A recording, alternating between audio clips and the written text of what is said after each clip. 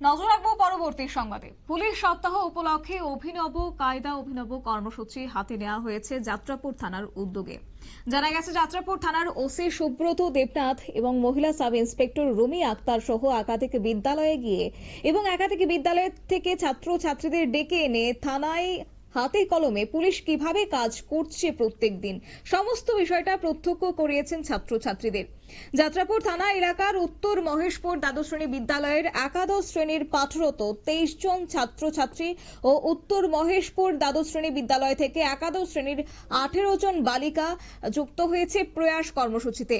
সব মিলিয়ে বলা চলে 41 জন সচেতনতামূলক কর্মসূচিতে অংশগ্রহণ করেছে এবং সেই সঙ্গে যাত্রাপুর থানার ওসি সুব্রত দেবনাথ প্রথমে বাইরে এবং দ্বিতীয় পর্বে অভিষেককে নিয়ে আলোচনা করেন। আলোচনার মূল বিষয়বস্তু ছিল বাল্যবিবাহ, গৃহস্থ হিংসা, পারিবারিক কলহ, নেশাদ্রব্য সেবন বন্ধ করা, ছাত্রছাত্রীদের সহনশীল মানসিকতা ও গুরুজনকে মান্যতা দিয়ে শ্রদ্ধা করা, আইন শৃঙ্খলার প্রতি তীক্ষ্ণ নজর রাখা এবং পঠন পাঠনের সাথে খেলাধুলো ও শরীর চর্চার উপর যথেষ্ট যত্নবান হওয়া ইত্যাদি সমস্ত বিষয়গুলির উপর আলোচনা করেছেন ওসি সুব্রত দেবনাথ। এবং আলোচনা করতে গিয়েই তিনি আরো বলেছেন, শুধুমাত্র পঠন পাঠনই শেষ নয়, সমাজে প্রকৃত আদর্শবান ব্যক্তিত্ব হতে গেলে বহু গুণান্বিত ব্যক্তি হিসেবেই দায়িত্ব নিয়ে এগোতে হবে এবং পুলিশ কিভাবে কাজ করছে এই সমস্ত বিষয়গুলি নিয়েও বিস্তৃতভাবে আলোচনা করেছেন ওসি এবং সেই সঙ্গে ছাত্রছাত্রীদের উদ্দেশ্যে রেখেছেন একাধিক বার্তা। কি রয়েছে বক্তব্য শুনুন। আমাদের পুলিশ সপ্তাহ চলছে জানুয়ারি মাসের আজকে সেকেন্ড থার্ড উইকে আমরা পুলিশ সপ্তাহ হিসেবে ইয়ে করি। তো পুলিশ সপ্তাহে বিভিন্ন কর্মসূচি আমরা হাতে নিয়েছি। তো এর মধ্যে গতকালকে আমরা একটা স্কুলে গিয়েছিলাম, বর্ণারায়ণ উচ্চ মাধ্যমিক বিদ্যালয়ে। ওই স্কুলে আমরা স্টুডেন্ট নিয়ে একটা প্রয়াস মিটিং করি। তো ওই প্রয়াস মিটিংয়ের মধ্যে আমরা আলোচনা করেছিলাম যে bad effect of drug students life. তারপরে আমরা চাইল্ড ম্যারেজ একটা খুব বড় বিষয় আছে, আমরা চাইল্ড ম্যারেজকে কীভাবে রোধ করা যায় তার জন্য আমরা খুবভাবে করেছি, আমরা কেসও নিয়েছি। তো চাইল্ড ম্যারেজের ব্যাপারে মেনলি স্টুডেন্টদের বলেছি, আর বলেছি যে একটা ক্রাইমের সুমেন সম্পর্কে আমরা কথা বলেছিলাম। তো আজকে তার দ্বিতীয় কর্মসূচি অনুযায়ী দুটো স্কুলকে আমরা ডেকেছি। স্টুডেন্ট এবং টিচাররা এসেছিল। স্টুডেন্টদের অ্যাকচুয়ালি থিওরিটিক্যালি তারা পুলিশ স্টেশন জানে, কিন্তু পুলিশ স্টেশনে কী কাজ হয়, কীভাবে কাজ হয়, একটা কমপ্লেন কীভাবে করতে হয়, এই বিষয়গুলো স্টুডেন্টদের নলেজে থাকা দরকার।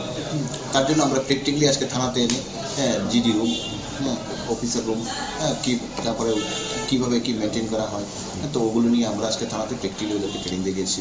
আজকে এর মধ্যে এসছে north Maheshpur 12 school, north Maheshpur school থেকে প্রায় টোটালি 23 জন স্টুডেন্ট এসছে, ক্লাস 11-এর, ক্লাস 10-এর। তারপরে এসছে গার্লস স্কুল থেকে আজকে স্টুডেন্ট এসছে। বিদ্যাজ্যোতি স্কুলতে স্টুডেন্ট পাইনি, বিদ্যাজ্যোতি স্কুল আজকে স্যাটারডে বন্ধ।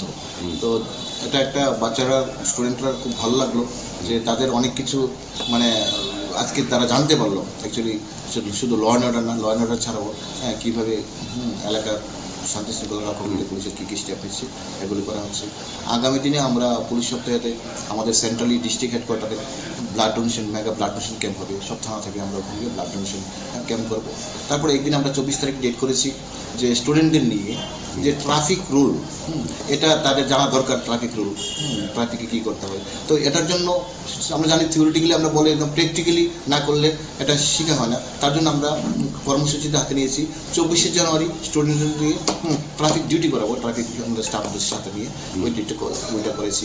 আর এছাড়া আমরা লোকাল যে ক্লাব আছে তাদের সাথে আমরা পুলিশদের একটু টেনিস। আপনারা শুনেন ওসির বক্তব্য। এবং এখন থেকে থানা এলাকাগুলিতে নির্দিষ্ট কিছু ক্লাসের ছাত্রছাত্রীদের নিয়ে সচেতনতামূলক প্রয়াস কর্মসূচি চলবে। অপরদিকে মহিলা সাব ইন্সপেক্টর রুমি আক্তার ও ওসি সুব্রত দেবনাথ ছাত্রছাত্রীদের নিয়ে যাত্রাপুর থানার অফিস কক্ষে ছাত্রছাত্রীদের প্রবেশ করিয়ে কিভাবে কোন পক্ষে দায়িত্ববান পুলিশ অফিসাররা কর্মকাণ্ড পরিচালনা করছেন সবকিছু হাতে কলমে তাদেরকে আজকে বুঝিয়েছেন থানার পক্ষ থেকে। নিয়ে নিচ্ছে ছোট্ট একটি বিজ্ঞাপন বিরতির সঙ্গে থাকুন।